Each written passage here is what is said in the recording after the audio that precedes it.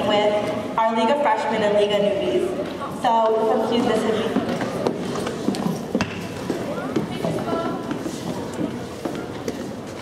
This is the story of the first Christmas, the night Jesus Christ was born.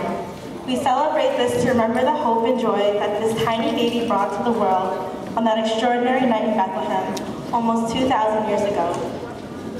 For Jesus' birth did bring hope and joy to the world. Hope because at that time there was much wrongdoing and fighting on the earth, and the people were looking for a sign from God that He would always be there to look after them. And joy because after many years of waiting, God had finally fulfilled His promise to send a man, a Savior or a Messiah, to earth to go among the people and teach everybody His peaceful and loving ways. That man would be God's greatest gift to mankind, His Son, Jesus Christ. To prepare the world for this man, God asked different men and women to prophesy or foretell that Jesus was coming. These people were called the prophets, and this is what they said. For unto us a child will be born, and unto us a child will be given. And His name shall be called Wonderful, the Prince of Peace, and His kingdom will have no end.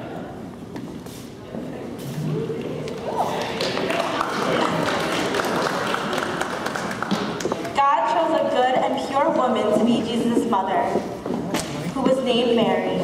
Mary lived in the little village of Nazareth and was engaged to be married to Joseph, a humble carpenter. One day, when Mary was alone, God sent His messenger Gabriel to appear before Mary. Mary was frightened and confused, but Gabriel said, "Fear not, Mary, you are special in God's eyes, and He has chosen you to bear His Son, that you may call Jesus."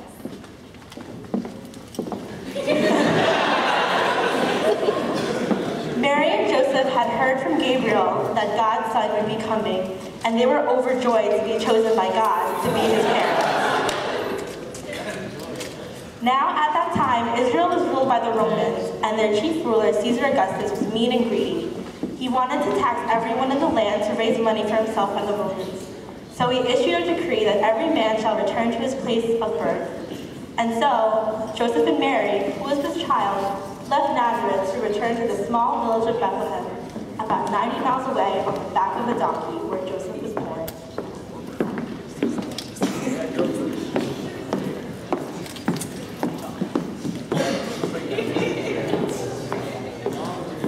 After 6 long days and nights, they finally reached Bethlehem.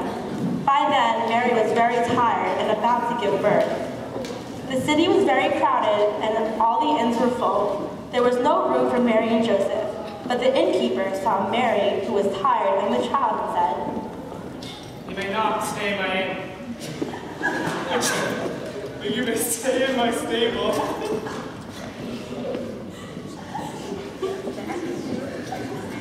The stable was filled with donkeys, cows, and sheep, but Mary and Joseph were grateful for the shelter.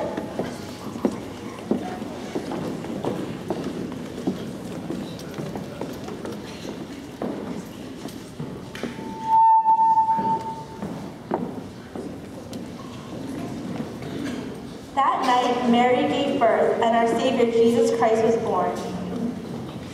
Mary wrapped Him in swaddling clothes and laid Him in the manger.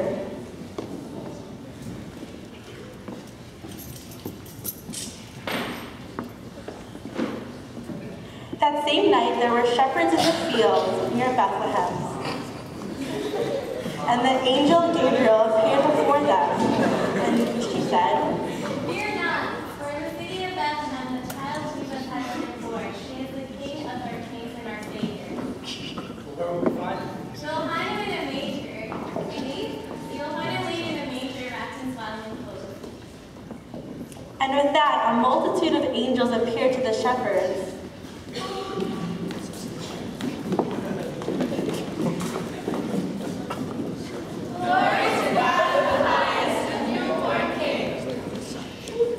And with that, the shepherds headed to Bethlehem to see the newborn baby.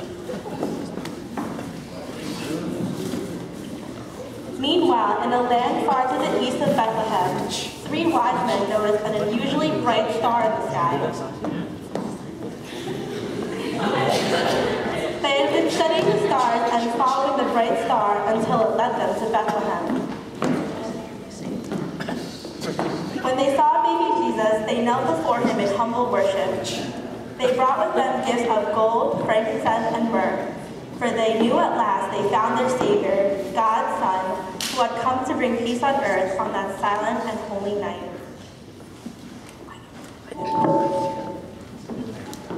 And that is the story of the very first Christmas and the birth of our King of Kings and Lord of Lords.